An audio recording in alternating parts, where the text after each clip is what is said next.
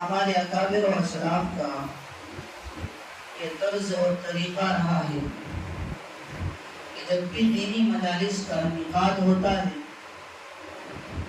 تو اس کی خیر و برکت کے لیے سب سے پہلے قرآن کریم کی تلاوت کی جاتی ہے اور اس کے بعد نعت نبی جو نبی کریم صلی اللہ علیہ وسلم کی صفت اور سیرت کا بیان ہوتا ہے اسے گنگنایا جاتا ہے. اس کے بغیر مجلس ادھوری رہتی ہے. اس لیے میں چاہتا ہوں کہ آپ حضرات کو ایک نعت سناؤں، پھر میں اپنی باتوں کا سلسلہ آغاز کروں گا.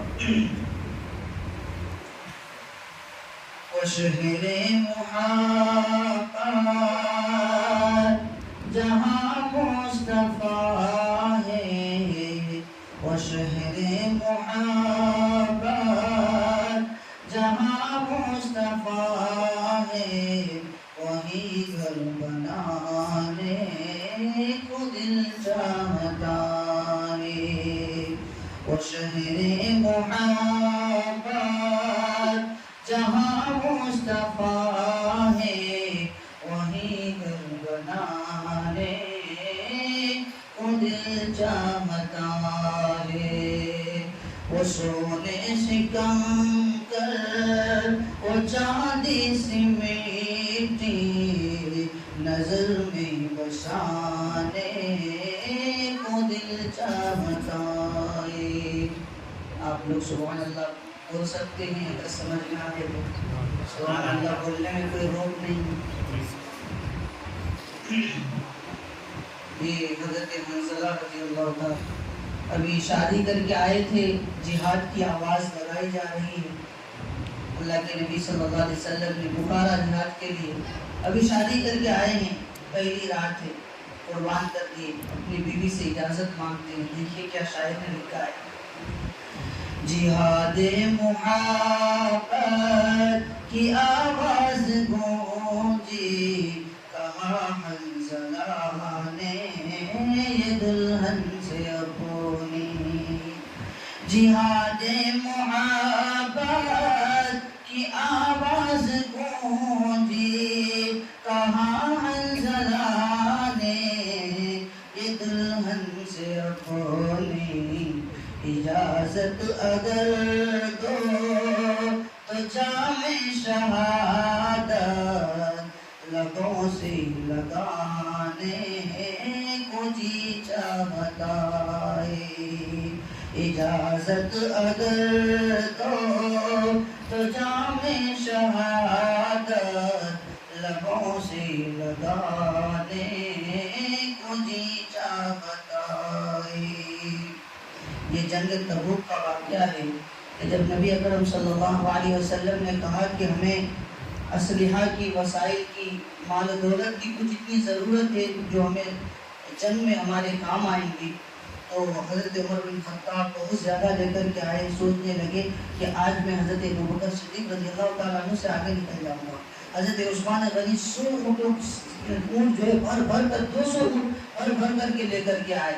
لیکن ابوبکر صدیق رضی اللہ تعالیٰ عنہ کا کارنامہ منفرادانہ ایک کارنامہ ہوتا ہے جن کو شاعر نے بڑے انداز سے سینچا ہے.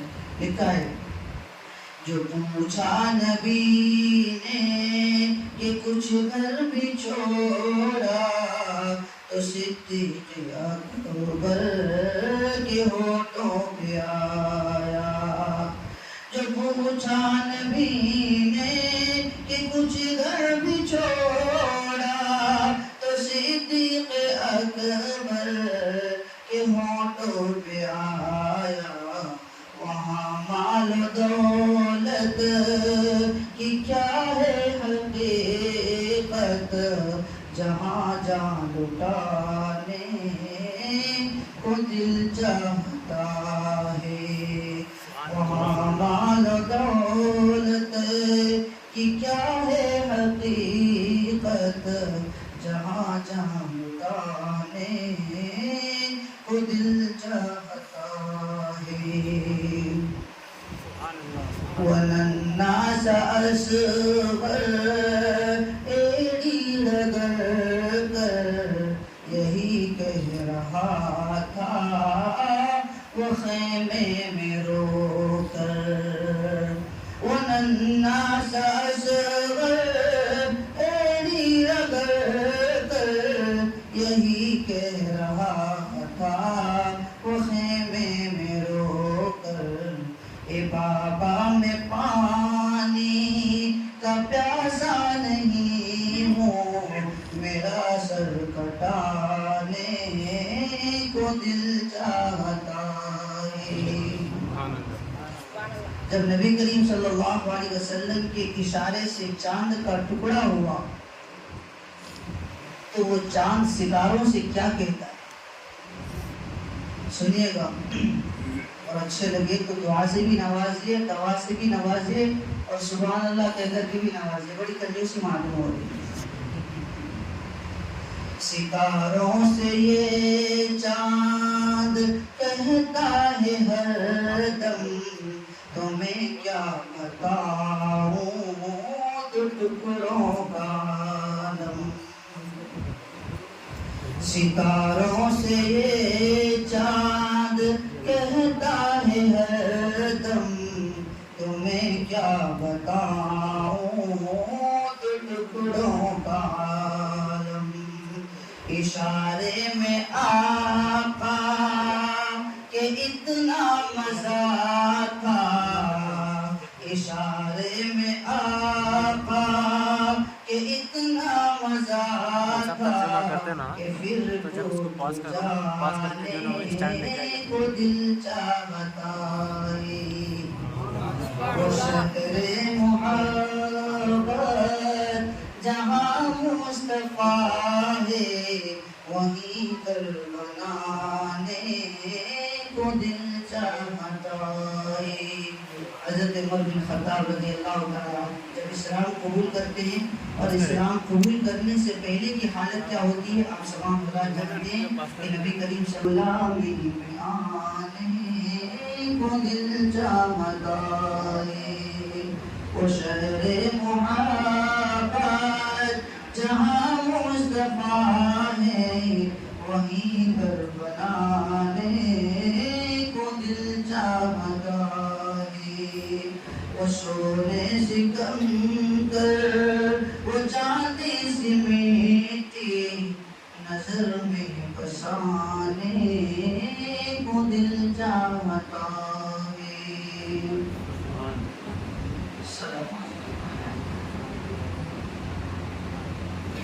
اس کے اندر بہت سارے صحابہ کی باتیں اس بات پر دلیل ہے کہ نبی کریم صلی اللہ علیہ وسلم سے کتنی محبت تھی، کیسا عشق تھا ان کا۔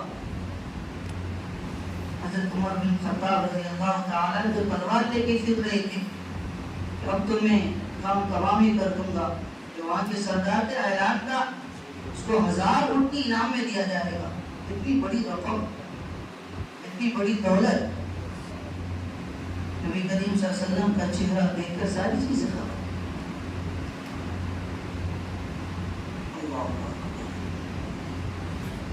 بڑی بابرکت اور مقدس رات تھی جس کو ہم شب برات کے نام سے جانتے ہیں۔ شب برات یہ لفظ فارسی ہے، شب کے معنی رات کے آتے ہیں اور برات کے معنی بری ہونے کے آتے ہیں۔ تو پتہ یہ چلا کہ اس نام کے معنی سے کہ آج بری ہونے کی رات ہے، اور اللہ کے پیارے نبی صلی اللہ علیہ وسلم کے حدیث ہے کہ اتانی جبرائیل علیہ السلام فقال هذه الليلة ليلة النصف من شعبان ولله فيها عتقاء من النار بعدد سعود غنم كلبي۔ حضرت جبریل علیہ السلام آئے اور آ کر کہنے لگے کہ یہ رات نصف شعبان کی رات ہے، 15ویں شب ہے، اور اس رات کے اندر اللہ رب العزت جہنمی کو بری کرتے ہیں، اس سے نجات عطا کرتے ہیں۔ اور کتنی تعداد تعداد بتائی گئی کہ اللہ کے نبی صلی اللہ علیہ وسلم کے زمانے میں قبیلے کا نام تھا بنو کلب، اور بنو کلب کے اندر بہت زیادہ بکریاں ہوا کرتی تھی، بہت زیادہ بھیڑیں ہوا کرتی تھی، اور آپ تمام حضرات جانتے ہیں کہ بکریوں میں اور بھیڑوں میں بہت زیادہ اون ہوتے، بہت زیادہ بال ہوتی۔ اللہ کے نبی صلی اللہ علیہ وسلم نے فرمایا ان کی جو بالوں کی تعداد، اونوں کی جو تعداد ہوگی، اس تعداد کے برابر اللہ رب العزت اس رات میں جہنمی کو جہنم سے بری کر دے۔ دعا کیجئے کہ اللہ رب العزت ہمارا بھی انہی بری ہونے والوں میں ہمارا بھی شمار کرے۔ تو ہم بھی تو جہنم سے بری ہونا چاہتے ہیں نا، جنت چاہتے کہ نہیں چاہتے؟ ہم لوگ جنت چاہتے ہیں، ہر ایک کا جذبہ ہے، اور آپ لوگوں کا یہ جذبہ دیکھ کر مجھے بڑی خوشی ہو رہی کہ ہماری مسجد الحمدللہ دین کی بات سننے کے لیے اور ان پر عمل کرنے کے لیے اپنے گھروں کو چھوڑ کر مسجد کے اندر جمع ہوئے، اور نعتیہ کلام قرآن کی تلاوت سے ہم سب مستفید ہو کر کے دین کی بات سننے کے لیے جمع ہوئے۔ حدیث کے اندر آتا ہے کہ دنیا کے اندر بہت ساری مجالسیں لگتی ہیں، کوئی مجلس تو ایم ایل اے کی ہے، کوئی مجلس ایم پی کی ہے، کوئی مجلس سی ایم کی ہے، کوئی مجلس پاورفل انسانوں کی ہے، لیکن کسی بھی مجلس میں بیٹھنے والوں کے لیے مغفرت کا اعلان اور وعدہ نہیں رکھا۔ لیکن جو دینی مجلس ہے، کم لوگوں کی مجلس ہے، اخلاص کے ساتھ بیٹھنے والوں کی مجلس ہے، جتنے اخلاص کے ساتھ وہ اس مجلس کے اندر بیٹھیں گے اور اپنی نیت، اپنی اصلاح کے غرض سے بیٹھیں گے، اللہ تعالیٰ اتنی ہی ان کی مغفرت کرتے چلے جاتے ہیں۔ کسی بھی اور مجلس میں بیٹھنے والوں کی مغفرت کا اعلان اور وعدہ نہیں فرمایا۔ ہوں گے وہ بڑے دنیا کے اعتبار سے، لیکن جن کی مغفرت ہو جاتی ہے وہ اللہ کی نظر میں بڑے ہیں، اور جو اللہ کی نظر میں بڑے ہو وہ بھلا بتائیے کتنے بھی بڑے جمع ہو جائے اس بڑے کا مقابلہ نہیں کر سکتے۔ تو اللہ تعالیٰ نے ہمیں یہ سعادت بخشی کہ اللہ پاک نے ہم سبوں کو یہاں جمع ہونے کی توفیق دی اور دین کی بات سننے اور سنانے کی توفیق دی۔ تو دعا کرے اللہ رب العزت مجھے صحیح صحیح بات کہنے اور اس میں ہم سب کو عمل کرنے کی توفیق نصیب فرمائے۔ جیسا کہ میں نے بتایا کہ یہ رات کی فضیلت حضرت علی رضی اللہ تعالیٰ عنہ کی روایت سے ثابت ہے۔ اس طرح سے تقریباً 17 صحابہ سے روایتیں ثابت ہے۔ بعض حضرات کہتے ہیں کہ اس رات کی کوئی فضیلت نہیں ہے، یہ رات ایک بدعت کا نام ہے، یہ حدیثوں سے ثابت نہیں ہے، یہ حضرات افراد کے شکار ہو چکے ہیں۔ بعض حضرات یہ بھی کہتے ہیں اس رات کی فضیلت تو ثابت ہے، لیکن اس میں بہت ساری چیزیں وہ شامل کرتے ہیں جو چیز شامل نہیں کرنی چاہیے، وہ تفریق کے شکار ہو چکے ہیں۔ ایک جماعت آتی ہے جو اس رات کی فضیلت کا بالکلیہ ہی انکار کر دیتی ہے، ایک جماعت اور بھی آتی ہے وہ اس فضیلت کو تو مانتی ہے، لیکن اس کے ساتھ ساتھ بہت ساری چیزیں جو اسلام کی نظر سے اور ضرور اسلام جائز نہیں ہے وہ اس کو ایڈ کر دیتی ہے۔ ہم یہ دونوں جماعت سے بری ہیں، ہمارا نام اہل سنت والجماعت ہے، ہمارا نظریہ اور ہمارا عقیدہ اعتدال ہے، ہم درمیانے کو لے کر کے چلتے ہیں۔ ایسا بھی نہیں کہ اس فضیلت کا انکار بھی کر دیا جائے، اور ایسا بھی نہیں کہ اس رات میں بہت ساری چیز ہم شامل بھی کر دیں، بلکہ ہم یہ کہتے ہیں اس رات کی فضیلت ثابت بھی ہے، اور اس رات کو فرض سمجھنا بھی نہیں ہے، اس رات کو واجب سمجھنا بھی نہیں ہے۔ فضیلت کی رات ہے، فضیلت کے درجے میں رکھیں گے، اور فضیلت کے ساتھ ہم فضیلت والی عبادت بھی کریں گے انشاءاللہ تعالی۔ یہ تو اس رات کی بات ہو۔ ابھی میں نے آپ حضرات کے سامنے کہا کہ 17 صحابہ سے روایت ثابت ہے۔ ایک بات یاد رکھیے کہ جہاں یہ 17 کے 17 روایت ہم مانتے ہیں کہ ضعیف ہے، سند کے اعتبار سے یہ 17 کے 17 روایت ضعیف ہے۔ ضعیف کا مطلب کہ اس کے اندر کوئی ایسے راوی موجود نہیں ہے جس کی روایت کو کوئی بھی غلط نہ قرار دیتا ہو۔ شک والے راوی ہیں، ضعیف راوی ہیں، ہم مانتے ہیں، لیکن یہ بھی ماننا چاہیے کہ جب ایک دھاگے کی کوئی حیثیت نہیں ہوتی، جب وہاں چند دھاگے جمع ہوتے ہیں، ایک دھاگے میں کئی چند دھاگے جمع ہوتے ہیں، تو اس کے اندر قوت، اس کے اندر طاقت پیدا ہوتی ہے، جس سے کپڑا بن کر کے تیار ہوتا ہے۔ اب اگر ہم اس کو کھولنا چاہیں، اس کو ہاتھ سے کاٹنا چاہیں تو نہیں کاٹ سکتے۔ جس طرح سے اگر صرف ایک روایت اس کے مطابق ہوتی تو ہم بھی مانتے کہ یہ بدعت ہے، لیکن یہاں ایک کے ساتھ اور بھی روایتیں آتی ہے، اور حدیث کا اصول یہ ہے کہ جہاں روایتیں حدیث سے ضعیف روایتیں وہ جمع ہو جائے تو وہ اس کو حسن لغیری کے درجے میں پہنچا دیتا ہے، ایک طاقتور وہ حدیث بن جاتی ہے، یعنی اس سے یہ استدلال کرنا یہ جائز بن جاتا ہے کہ اس رات کی فضیلت ثابت ہے۔ اسی کے ساتھ ساتھ اس رات میں کیا چیزیں ہمیں کرنی چاہیے اور کن چیزوں سے ہم سب کو بچنا چاہیے، اور اسی طریقے سے کہ اس رات میں کن کن لوگوں کی مغفرت ہو جاتی ہے اور کن کن لوگوں کی مغفرت نہیں ہوتی ہے، ان کے بارے میں ہمیں تفصیل سے تھوڑی مختصر انداز میں ہی صحیح بات کو سمجھنا اور اپنے ذہنوں میں بٹھانا ضروری ہے۔ اس رات کے اندر اللہ تعالی ہمیں اگر یہ سعادت دے تو بیٹھ کر کے قرآن کی تلاوت کرنی چاہیے، اور قرآن کی تلاوت بڑے ذوق و شوق کے ساتھ کرنا ہے، اور ایسا کرنا ہے کہ اللہ کو پسند آ جائے۔ ہم لوگ قرآن کی تلاوت کرتے ہیں، مزہ ہی نہیں آتا ہے، پڑھتے ہیں 2 منٹ قرآن رکھتے ہیں، چل دیتے ہیں باہر، مطلب ہمارے دل کے اندر وہ تڑپ بھی نہیں ہے جو تڑپ ہونی چاہیے قرآن کی تلاوت۔ حضرت ابوبکر صدیق رضی اللہ تعالیٰ عنہ جو تلاوت کرتے تھے اور بالکل آہستہ آواز میں تلاوت کرتے تھے، دوسرے کو پتہ بھی نہیں چلتا تھا۔ وہیں جب حضرت عمر بن خطاب کی بات آتی ہے، وہ ایسے تلاوت کرتے تھے پورے محلہ جلا دیتے تھے۔ اللہ کے نبی صلی اللہ علیہ وسلم نے پوچھا، اے عمر اتنی آواز سے کیوں پڑھتے ہو؟ دوسروں کو تکلیف ہوتی ہے، وہ لوگ سوتے ہیں تہجد کے وقت، آپ تہجد پڑھتے ہیں، لیکن دوسرے تو اس وقت سوتے ہیں کہ تکلیف کیوں ہو جاتی ہے؟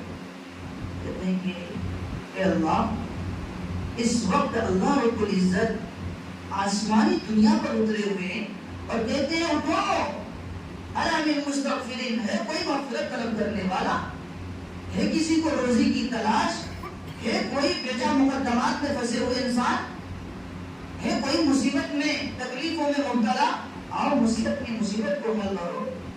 اور یہ لوگ سوئے پڑے، میں لوگ کو جگانے کا کام کر رہا ہوں۔ تو ان کی نیت تو حضرت عمر بن خطاب کی یہ تھی۔ حضرت ابوبکر صدیق رضی اللہ تعالیٰ عنہ سے پوچھا گیا کہ آپ اتنی آہستہ کیوں تلاوت کرتے ہیں؟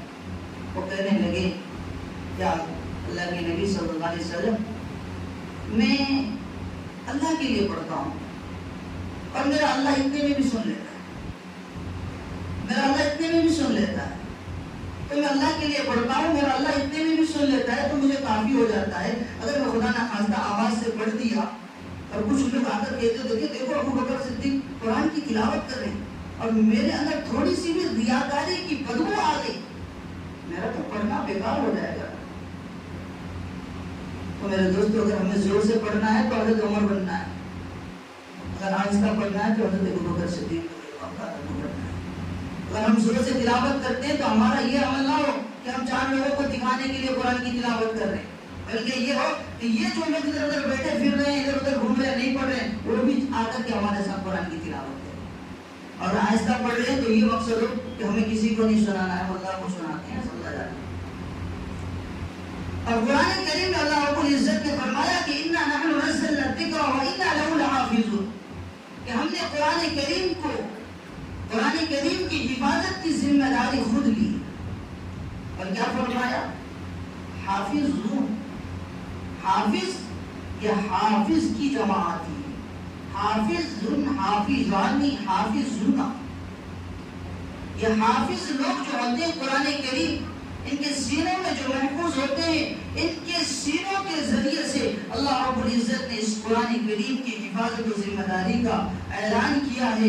یہ مطلب نہیں ہے کہ قرآن اس طرح سے رکھ دیا جائے، لوگ قرآن کو جلا دیں اور قرآن ختم بھی ہو جائے، لیکن یہ مطلب بالکل بھی نہیں ہے۔ مطلب یہ ہے کہ قرآن تم جلا دو، قرآن کے خلاف آواز بغاوت بلند بھی کر دو، مدرسوں کو بھی جلا دو، لیکن میرا بندہ جو حافظ قرآن ہوگا ان کے سینے میں یہ قرآن ہوگا۔ قرآن تم دنیا کی جلا سکتے ہو، میں حافظ قرآن کو بٹھاؤں گا، وہ اسی طرح سے قرآن کو نقل کر سکتا ہے، اسی طرح قرآن کو لکھ سکتا ہے اور بتا سکتا ہے کہ یہی وہ قرآن ہے جس کو جلا دیا گیا۔ پتہ یہ چلا کہ اللہ رب العزت نے قرآن کی حفاظت اور ان کی ذمہ داری جو حفاظت کی گئی ہے وہ حافظوں کے سینوں کے ذریعے سے۔ مجھے بتائیے، اگر پوری دنیا کے اندر جس طرح سے مسلمانوں کو اور مسلمانوں کے مدارس کو اور قرآن کریم کو جلا دیں تو بتائیے اگر حافظ قرآن زندہ ہو تو اس طرح کے قرآن دوبارہ آ سکتے کہ نہیں آ سکتے؟ آ سکتے۔ تو اللہ رب العزت نے ہمارے جو سینوں میں محفوظ کیا ہے، جس کے بھی جتنے بھی سینے میں کتنی صورتیں محفوظ ہیں، اس کی صورت کو اسی طرح سے نقل کر سکتا ہے۔ اللہ رب العزت نے یہ قرآن کریم کی حفاظت کی ذمہ داری حافظوں کے سینے کے ذریعے سے لی ہے، اس لیے ہمیں چاہیے کہ اپنی اولاد کو حافظ قرآن بھی بنائیں۔ آج ہمارے گھر میں قرآن پڑھنے کی بات ہوتی ہے، ہم دوسرے مدارس میں جاتے ہیں اور جا کر کہتے ہیں آئیے بھائی ہمارے گھر میں تھوڑا قرآن خوانی کر دیجیے۔ بھائی ہم انتقال کر جاتے ہیں، ہمارے ورثہ آتے ہیں، قرآن پڑھ دیجیے۔ وہ اتنے دل کے ساتھ نہیں پڑھ سکتے جتنی آپ کی اولاد آپ کے لیے پڑھ سکتے۔ آپ کے انتقال کے بعد آپ کی اولاد جس شدت، جس تکلیف کے ساتھ، جس درد کے ساتھ قرآن کریم کی تلاوت کر کے اپنے والدین کے نام پر، اپنے مرحومین کے نام پر بخش سکتے ہیں، اتنے دوسرے مدارس کے بچے آ کر کے نہیں پڑھ سکتے۔ وہ تو آتے ہیں پڑھنے کے لیے، کچھ ہدیہ مل جائیں گے، کچھ تحائف مل جائیں گے، کھانا وغیرہ ہو جائے گا، آ کر کے پڑھ کے چل دیں گے، خوشی سے آتے ہیں، خوشی سے چلے جاتے ہیں، انہیں نہیں پتا آپ کے غم کیا ہے۔ اس لیے خدا اپنے اولادوں کو حافظ قرآن بنائیے۔ جو شخص اپنی اولادوں کو حافظ قرآن بنانے سے، ایک بات تو ہوتی کہ نہیں بنایا، دوسرے الفاظ اگر یہ استعمال کرے، میں بھائی نہیں بناتا، نہیں عمل کر سکتا، نہیں قرآن کو یاد کر سکتا، ایسے آدمی اپنی ٹھکانہ سمجھ لیجیے کہ آپ نے قرآن کریم کی بے ادبی کی، قرآن کریم کو آپ عزت کی نگاہ نہیں دی ہے۔ آپ یہ کہہ سکتے ہیں کہ اللہ اگر اس کی نصیب میں اگر ہدایت دی ہے قرآن حفظ کی تو وہ ضرور کرے گا، نہیں رکھی ہو تو نہیں کر سکتا۔ لیکن یہ لفظ کبھی بھی استعمال مت کیجیے، ورنہ بہت برا حشر ہوگا۔ قرآن کی بے ادبی سے انسان کہاں سے کہاں پہنچ گیا۔ اس لیے ہمیں چاہیے کہ قرآن کریم کی تلاوت بھی کرے اور زیادہ سے زیادہ قرآن کریم کی تلاوت کرے۔ حضرت عمر بن خطاب رضی اللہ تعالی عنہ ایک جگہ اپنی جماعت کو لے کر کے جا رہے تھے، پہاڑ کے نیچے آئے اور دیکھ کر کے جنگلات کو رونے لگے۔ ایک صحابی رسول آتے ہیں، آ کر کہتے ہیں اے عمر بن خطاب، آپ 52 لاکھ مربع میل پر آپ کی حکمرانی چلتی ہے، اتنے بڑے آپ پیمانے پر کام کرتے ہیں، آپ کیوں رو رہے ہیں؟ حضرت عمر بن خطاب رضی اللہ تعالیٰ عنہ فرماتے ہیں کہ میں ان جنگلات کو دیکھ رہا ہوں اور رو رہا ہوں کہ میرے والد خطاب نے کہا تھا کہ تم جانوروں کو چڑھانے کے علاوہ تمہیں کچھ بھی نہیں آئے گا۔ میں یہاں جانور لا کر کے ان کو چارہ دیتا تھا، یہ جنگلات میں ان کو باندھ کر کے ان کو کھلاتا تھا، لیکن میری زندگی میں جب سے قرآن کریم کی آیت کہا ما انزلنا علیک القرآن لتشقى الا تذکرۃ لمن یخشی تنزیلا ممن خلق الارض والسماوات العلی کی آواز میرے کانوں میں گونجتی رہی۔ اس قرآن کریم کی آیتوں کی برکت سے آج میں خلیفہ بن چکا ہوں، آج میں عمر بن خطاب کہہ رہا ہوں، آج مجھے لوگ بڑے پیار کرتے ہیں، میرے ساتھ بیٹھنا پسند فرماتے ہیں۔ جس باپ نے مجھے کہا تھا کوئی حیثیت نہیں ہے، قرآن نے مجھے کہاں سے کہاں پہنچا دیا ہے۔ تو میرے دوستو، قرآن انسان کو قرآنی زندگی، قرآنی تعلیمات جب انسان اپنے اندر لاتا ہے تو حقیقت معنوں میں اس کی حیثیت بڑھ جاتی ہے، کہاں سے کہاں پہنچ جاتا ہے۔ اس لیے ہم اپنی اولادوں کو حافظ قرآن بنانے کا اپنے اندر ارادہ کرتے ہیں بھائی دلوں میں قرآن کریم کی تلاوت کرنی چاہیے۔ آپ لوگ قرآن کریم کی تلاوت کریں، اس تعلق سے قرآن کریم کی کچھ باتیں آپ کے سامنے آ گئی۔ اور اسی طریقے سے اس رات کے اندر نفلی عبادتیں جو ہم نمازیں پڑھ سکتے ہیں، تہجد کی نماز ہے، صلاۃ التسبیح کی ہے، اسی طریقے سے اور بھی نفلی عبادتیں، خاص طور پر علماء نے لکھا ہے کہ اس رات میں انسانوں کو اپنی قضا نمازیں پڑھنی چاہیے، اس لیے کہ قضا نمازوں کے پڑھنے کا اس کو ہر وقت نہیں ملتا ہے۔ یہ رات جاگ کر کے اگر عبادت کرے تو اپنی قضا نمازوں کو ادا کر لے کہ یا اللہ یہ نماز میں میری قضا تھی، میری زندگی میں اتنے مجھے لگتے ہیں، اتنے میں نے ادا کری ہے، پھر وہ حساب رکھے۔ قضا نمازوں کے سلسلے میں علماء نے لکھا ہے مسئلہ کہ اگر آپ بلوغیت کے بعد آپ دیکھیں کہ میں نے کتنے سال تک نماز نہیں پڑھی، مثلا 15 سال کی عمر میں بالغ ہوا، 20 سال تک میں نے نماز نہیں پڑھی، 20 سال کے بعد میں نے نماز شروع کیا تو 5 سال کی نماز میری غائب ہے۔ تو اب 20 سال کی عمر میں جب آپ شروع کیے ہیں تو 5 سال تک اب ہر نماز کو ڈبل پڑھی تو 5 سال کی نماز ادا ہو جائے گی۔ یہ صورت بہت اچھی صورت اختیار کی ہے، اس سے انسان اپنی نمازوں کی قضا کر سکتے ہیں، اور انسان جو نماز قضا ہو گئی یہ نہیں کہ وہ معاف ہو گیا، کی قضا کرنی ہے۔ قضا نمازوں کو بھی جو آدمی ادا کرنا چاہے اس رات ادا کرے۔ اسی طریقے سے ایک بات اور آتی ہے کہ نبی کریم صلی اللہ علیہ وسلم جنت البقیع چپکے سے گھر سے نکلے تھے قبرستان، جس پر امت نے بہت ہی بڑا ہنگامہ مچا رکھا ہے۔ کہتے ہیں کہ آج کی رات قبرستان جانا ضروری ہے، ضروری ہے، ضروری ہے۔ نہیں، ضروری نہیں، بلکہ ہر دن جانا ضروری ہے، ہر ہفتے جانا ضروری ہے، ہر مہینے جانا ضروری ہے، صرف سال میں جانے کی کیا ہے۔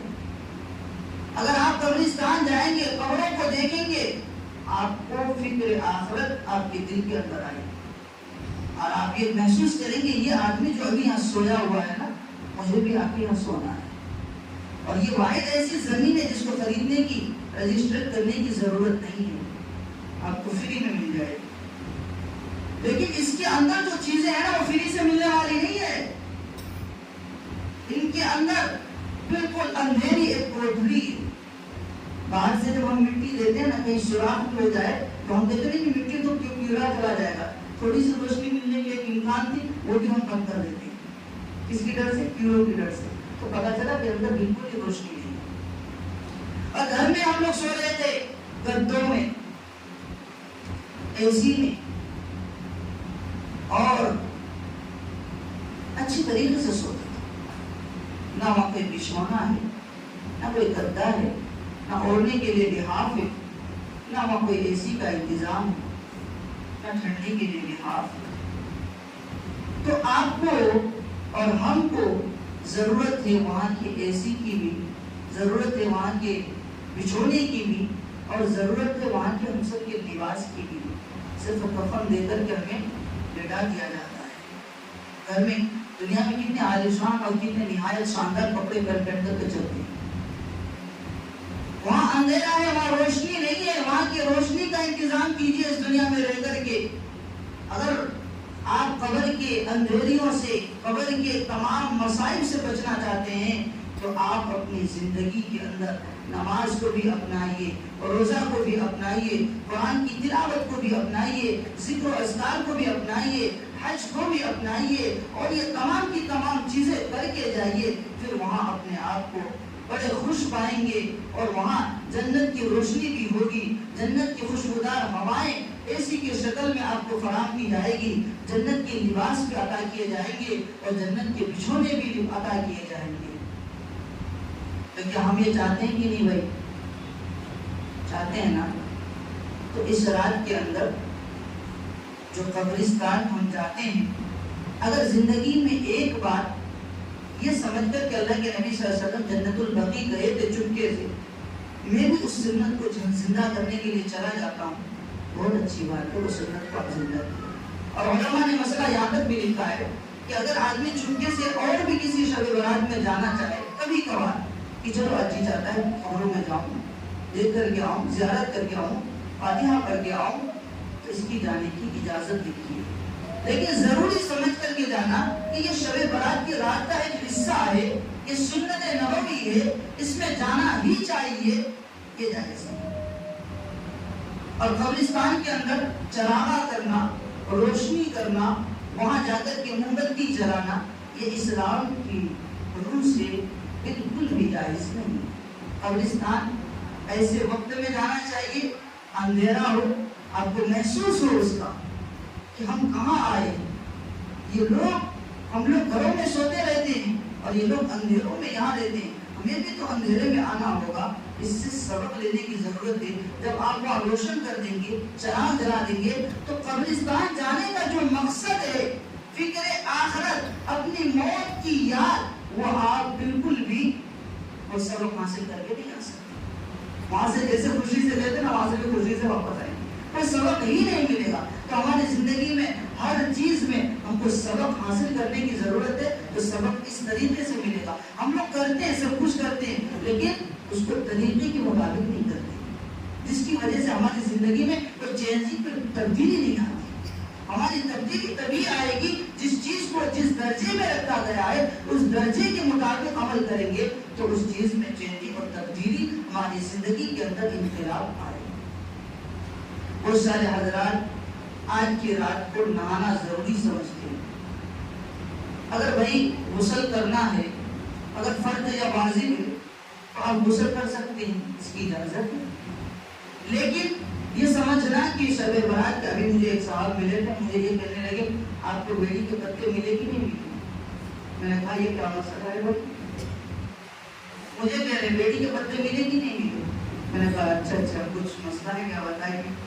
تو کہنے لگا آج نہاتے ہیں نا بیڑی کے پتے سے۔ تو میں نے ان سے کہا بھائی ہم مردوں کو بیڑی کے پتے سے نہلاتے ہیں، جب انسان مر جاتا ہے نا تو مسنون ہے، سنت یہ کہ ان کو بیڑی کے پتے سے گرم پانی میں کر کے اس کو نہلایا جائے۔ تو آپ مردہ ہیں یا زندہ ہیں؟ تو کہنے لگا زندہ ہے۔ تو پھر آپ کے لیے یہ سنت نہیں ہے۔ تو یہ ہم لوگ چلے چلائے ایک رسم بنا دی ہے۔ آپ کو معلوم ہے خوشی کے جو دن ہے نا وہ دن میں ہوتے، رات میں نہیں ہوتے کوئی بھی۔ یہ عبادت کی رات ہے، خوشی کی رات نہیں، اپنے محاسبہ کرنے کی رات ہے، اپنے جائزہ لینے کی رات ہے کہ ہم نے زندگی میں کیا کیا ہے، ہم نے کیا پایا ہے، کیا کھویا ہے۔ یہ تمام چیزوں کو اپنے دماغ پر ڈالا کر سوچنے کی ضرورت ہے، اور ہم نے کسی اور چیز کو سنی سنائی چلا رہے۔ اور خوشی کے جو پل ہوتے ہیں وہ دن کا ہوتے ہیں۔ آپ جمعہ کے اندر دیکھیں، جمعہ خوشی کا دن ہے، سید الایام کہا گیا۔ عید کا، ہفتے کی عید کہی گئی ہے، خوشی کا دن ہے۔ بتائیے غسل کرنا سنت ہے کہ نہیں ہے؟ خوشی کا دن ہے دن کے اندر، اور اس کے اندر غسل کرنا سنت قرار دیا اللہ کے نبی۔ آپ دیکھیے عید الفطر کی، فطر کو خوشی کا دن ہے، غسل کرنا سنت ہے کہ نہیں ہے بھائی؟ آپ دیکھیے قربانی کو، خوشی کا دن ہے، غسل کرنا سنت ہے کہ نہیں؟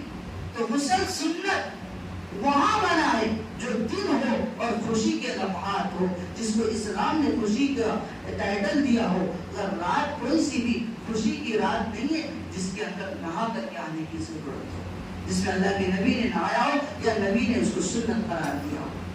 مسئلہ سمجھ میں آیا؟ تو اس کی یہ حقیقت ہے۔ اس لیے جو چرائی میں نے ہاں آپ لوگ کے سامنے ایک بات کا میں تذکرہ کرتا ہوں کہ اللہ کے نبی صلی اللہ علیہ وسلم کی امت 73 فرقوں میں تقسیم ہو چکی ہے نا۔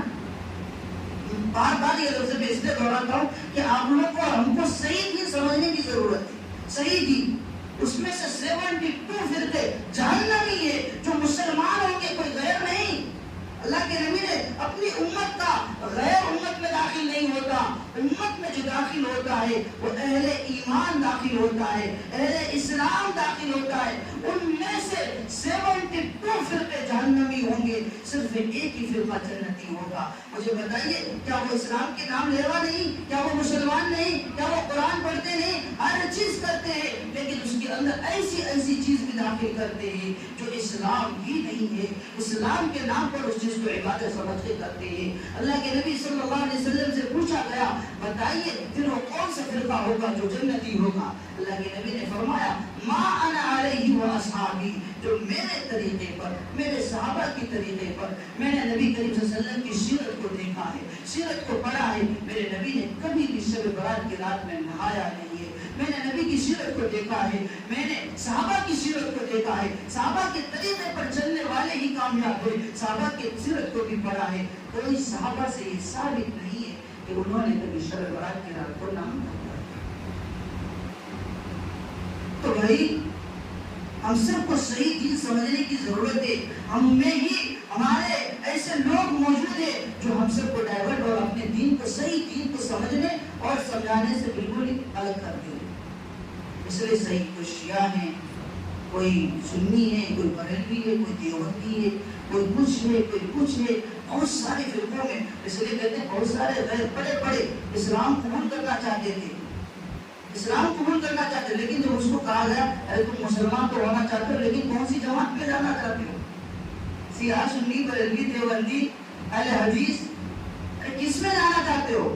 تو پھر وہ وہاں اپنے آپ کو روکتے ہیں کہ بھائی یہ کیا ماجرا ہے، ہم تو مسلمان ہونا چاہتے تھے، کون سی جماعت کی کیا بات ہے؟ تو بہت سارے ہم لوگ فرقوں میں تقسیم ہو چکے ہیں۔ اسی لیے ما انا علیہ و اصحابی، جو نبی کا طریقہ ہے، جو صحابہ کا طریقہ ہے، اس طریقوں کو لینا ہے، باقی جتنے بھی طریقے ہیں اس کو فی امان اللہ، اس کو پیچھے چھوڑ دینا، ان چیزوں سے ہمیں کوئی مطلب نہیں۔ اس لیے آج کی رات میں جو چیز کرنے کی تھی وہ بھی بتا رہے، جو چیز نہیں کرنے کی تھی وہ بھی بتا رہے۔ اور اسی طرح سے ہمیں یہ بھی معلوم ہوا کہ آج بڑوں کی عید یا قربانی کو ایسا لفظ استعمال کیا کہ جس کے اندر ان کے نام سے کھانا بنا کر کے تقسیم کرتے ہیں۔ بھائی میں اس سے پہلے بھی آپ لوگوں سے کہا ہوں کہ جب انسان کو بھوک لگتی ہے نا تو انسان کو کھانے کی اسی وقت ضرورت ہوتی ہے، جب انسان کو پیاس لگتی ہے تو اس کو اسی وقت پانی کی ضرورت ہوتی ہے۔ ٹھیک اسی طرح سے جو ہمارے خاندان، جو ہمارے قریبی، جو ہمارے بھائی، جو ہمارے والدے دنیا سے چلے گئے نا، اس کو اسی وقت نیکی کی ضرورت ہوتی ہے، اسی وقت۔ اور ہر لمحہ جس طرح ہمیں بھوک لگتی ہے، کھانے کی ضرورت، اس کو ہر آپ کے تحفے کی ضرورت ہے کہ میری اولاد میرے لیے کیا پڑھ کے بھیج رہا ہے، میری اولاد میرے لیے فاتحہ کیا کہ نہیں، میری اولاد میرے لیے کچھ کر کے دیا کہ نہیں دیا۔ اگر یہ ہم سے سالوں میں ایک مرتبہ کرتے ہیں یا اپنے والدین کے ساتھ غداری کر رہے ہیں، ان کی محبت کا غلط استعمال کر رہے ہیں۔ ہمیں تو پڑھنا چاہیے روزانہ، اگر وسعت اللہ تعالیٰ دے، طاقت دے تو ہفتے میں کرو، کھانا بنا کر غریبوں میں تقسیم کرو۔ کون منع کر سکتا ہے بھائی اچھے کاموں کے لیے؟ اب غریب وہ غریب جو اس کو کھانا پانی نہیں ہے، آپ ان کو لے جا کر کے دو، امیروں میں نہیں، وہ تو کھا رہے ہیں پھر انہیں کو لا کر کے دے رہے۔ غریبوں میں جا کے تقسیم کیجیے، جو غریب حقیقت میں غریب ہے، جن کے گھر میں چولہا جلانے کے لیے سوچنا پڑتا ہے، ایسے لوگوں کو آپ ڈھونڈیے، ایسے لوگوں کو جا کر کے ان کی خود جو ہے خدمت کیجیے، اپنے والدین کے نام سے ایصال ثواب کیجیے۔ ایک مسئلہ اور بھی جو ایصال ثواب کے لیے جو ہم کھانا بناتے ہیں، پکوان بناتے ہیں، وہ مالداروں کو دینا جائز نہیں ہے، وہ غریبوں کا حق ہوتا ہے۔ اس کے اندر ایصال ثواب کا مطلب ہی یہی ہے، تبھی ثواب ملے گا۔ وہ مالداروں کو آپ کھلائے تو ہو، وہ آپ کا ایصال ثواب پھر نہیں ہوا، آپ اس سے ثواب کی امید مت رکھیے۔ بلا نیت ثواب، جس طرح سے ہم اپنے یار کو، دوست کو جا کر کے کھانا کھلاتے ہیں، ہم لوگ کھاتے ہیں بغیر ثواب کی نیت سے کہ یار کوئی نہیں، بس دوست سے جا کر کے کھانا کھا کر کے آ گئے، اسی طریقے سے آپ پھر سمجھیے اگر ایصال ثواب حقیقی معنی میں آپ کو کرنا ہے تو آپ غریب امت کے غریب جماعت کو ڈھونڈ کر تلاش کر کے ان کی خدمت کیجیے، انہیں کھانا کھلائیں۔ جو چیز صحیح ہو کیجیے، کوئی منع نہیں کرتا، جو چیز غلط ہے ہم سے آپ کو روکیں گے، کیونکہ کل قیامت میں میری بھی پکڑ ہوگی کہ آپ کو صحیح چیزوں کا علم تھا، آپ نے بتایا کیوں نہیں، اس وقت آپ تمام حضرات گریبان پکڑ سکتے ہیں، لیکن جب صحیح چیز میں بتا دوں تو میں آپ کے اور اپنے تعلق سے بری ہو جاؤں گا، یا اللہ میں نے یہ بھی بتایا تھا، یہ بھی بتایا تھا، یہ بھی بتایا تھا، نہیں مانا ان کی وجہ سے۔ تو اگر وسعت ہو، طاقت ہو، ہر ہفتے کریں، ہر مہینے کریں، بلکہ اتنا دور جانے نہ دیں، لمبا جانے نہ دیں، اس سے پہلے ہی کھانا کھلائیں، اور اسی نیت کے مطابق آج کی رات اگر آپ کھلاتے ہیں تو جائز ہے، ٹھیک ہے۔ اگر آپ صرف آج ہی کی رات کے ایک ذمہ داری اور اپنے آپ پر یہ ضروری سمجھتے ہیں کہ اس رات کا یہ حصہ ہے، یہ غلط ہے، یہ غلط ہے۔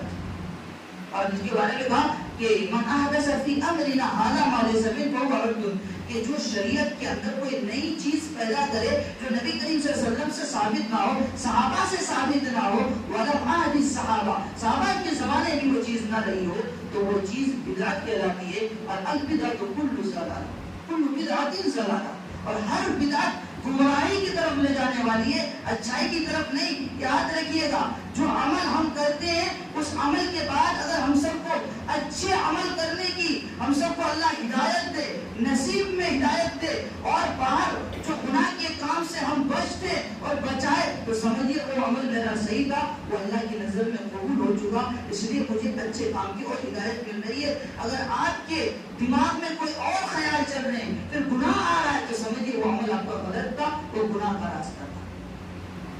اس لیے صحیح چیزوں کو اپنائیے، ہفتے میں، ایک مہینے میں، زیادہ سے زیادہ 2 مہینے میں کھانا بنائیے، غریبوں کو تقسیم کیجیے۔ اور آج کی رات اگر اس نیت سے کر رہے ہیں، کرتے آ رہے ہیں، آج بھی رات کیے ہیں، ٹھیک ہے، لیکن آج رات کا یہ خاص حصہ قرار دینا، اس کو یہ سمجھنا کہ یہ ضروری ہے، اور آج کی رات میں یہی عبادت ہے، مجھے یہ ثواب ملے گا۔ اگر آپ یہ کر رہے ہیں تو غلط ہے۔ کل قیامت کے دن اليوم نختم على افواههم وتكلمنا ايديهم وتشهد ارجلهم بما كانوا يكسبون۔ کل قیامت کے دن اگر ہم جھوٹ بولنا بھی چاہیں گے کہ یا اللہ یہ سب باتوں کی مجھے کوئی بھی علم نہیں تھا، اور مجھے کسی نے علم بھی نہیں دیا، مجھے کسی نے بتایا تک بھی نہیں کہ بھائی یہ تم غلط کر رہے ہو، یہ تم غلط کر رہے ہو، یہ تم غلط کرو، کسی نے بتایا بھی نہیں۔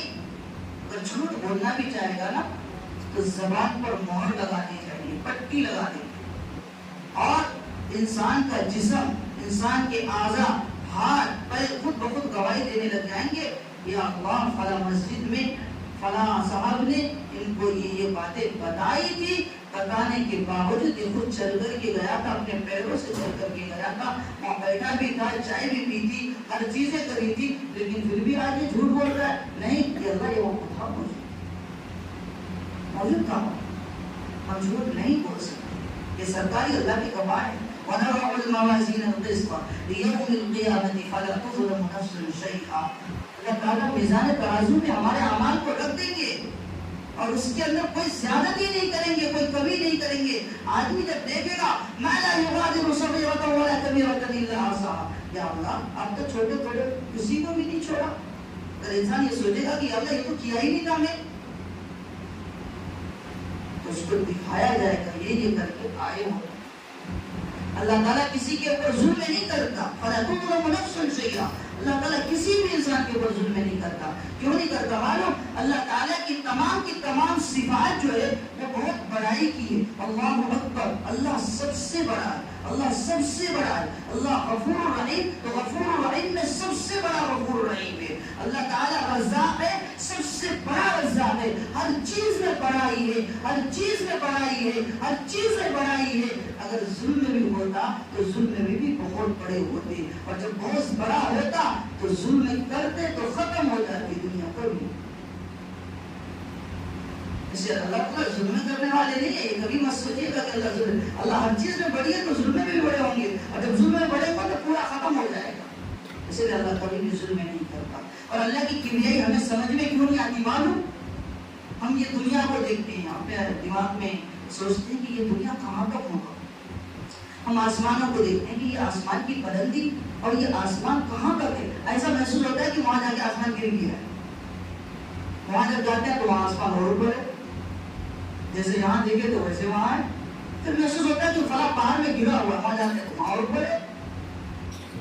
ہم یہ سمجھتے ہیں کہ یہ آسمان کہاں تک ہے، کہاں ختم ہے، ہمارا دماغ کام نہیں کرتا۔ بھائی اللہ کی جب بنائے ہوئے آسمان میں نہیں آ سکتا، اللہ کی کبریائی کیسے آپ کے دماغ میں آ سکتا ہے؟ جس طرح سے آسمان کی وسعت ہمارے دماغ میں نہیں آتا، اسی طرح سے اللہ کی کبریائی ہم کتنا بھی بیان کرنا چاہے، کتنا بڑا بیان کرنا چاہے، ہم نہیں کہہ سکتے۔ بس یہ سمجھنا کہ جس طرح یہ آسمان کی وسعت ہے، آسمان کی بلندی ہے، آسمان کہاں تک ہے، اس سے بھی بڑا، اس سے بھی بڑا، اس سے بھی بڑا میرا رب ہے۔ یہ اللہ اکبر ہے، یہ اللہ اکبر۔